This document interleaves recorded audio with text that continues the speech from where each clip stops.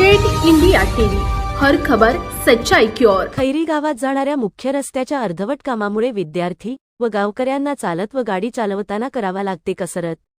राळेगाव तालुक्यातील खैरी हे मोठे गाव आहे। येथील गावातून वरोऱ्यांकडे जाणाऱ्या रस्त्याचे 6 महिन्यांपासून अर्धवट असल्यामुळे रस्त्याच्या कामामुळे तसेच याच मार्गाने जड कोळशाच्या ट्रक याच रोडनी जात असल्याने या रस्त्यात मोठे मोठे खड्डे पडले असून अत्यंत दुरवस्था झालेली आहे।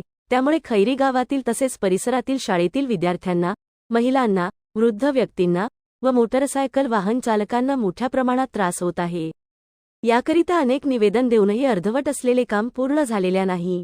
आता जर 8 दिवसात काम सुरू न केल्यास खैरी गावातील ग्रामस्थ रोडवर चक्काजाम आंदोलन करण्यात येईल असे खैरी गावातील नागरिकांनी इशारा दिला आहे। यवतमाळ जिल्हा प्रतिनिधी विनोद माहुरे। राळेगाव तालुक्यातील सर्वात मोठे गाव असलेले खैरी या गावची आज गावात जाणाऱ्या रस्त्याची आज दुर्दशा आपण बघतोय।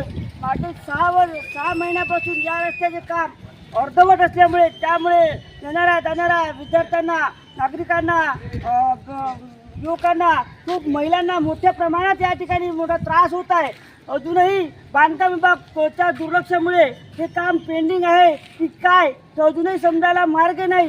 त्यामुळे आज शाळेचे विद्यार्थी आहे, या गावातील नागरिक आहे, आपण त्यांचे जाणून घेऊ। तुम्ही या रस्त्यासाठी तुम्ही खूप अडचणीत आहात, खूप त्रास आहे, तुम्ही त्याबद्दल गावकऱ्यांना आणि बांधकाम विभागाला तुम्ही काय सांगू, प्रशासनाला काय सांगू इच्छिता? मी डॉक्टर संजय पवार, शिवसेनेचा खैरी सर्कल प्रमुख।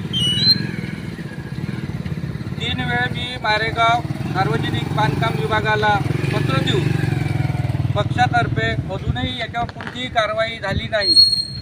दुसरी गोष्ट 6 महिन्यापासून ह्या रोडचं काम सुरू केलं होतं। मध्यंतरी काही पदाधिकाऱ्यांनी, काही पक्षाच्या पदाधिकाऱ्यांनी वैयक्तिक स्वार्थापोटी हा रस्ता बंद पडला आणि येणार जाणारवाल्याचा मुख्य रस्ता असल्यामुळे आणि कोळशाची जड वाहतूक नेहमी इथं वर्दळीत चालत राहते, त्या अपघात होण्याचे जास्त चान्सेस असल्यामुळे त्वरित हा रस्ता दुरुस्त करण्यात यावा। अन्यथा 8 दिवसात दुरुस्त न केल्यास आम्ही खैरीवासी शिवसेनेच्या वतीने तीव्र आंदोलन करण्यात येईल। धन्यवाद। यांनी सांगितलेलं आहे पदाधिकारी आहेत आणि सांगितलेलं कारण ते विद्यार्थ्यांना त्रास होत आहे, आपण बघता या ठिकाणी मोठ्या प्रमाणात वर्ग होत आहे। अशा ठिकाणी शाळेचे विद्यार्थी कशा पद्धतीने जाण्या येण्याकरता आपण बघतात। त्यामुळे यांनी बांधकाम विभागाने तातडीने दखल घेऊन बघा शाळेचे विद्यार्थी आहेत, यांना गाडी साधी चालवता पण येत नाही।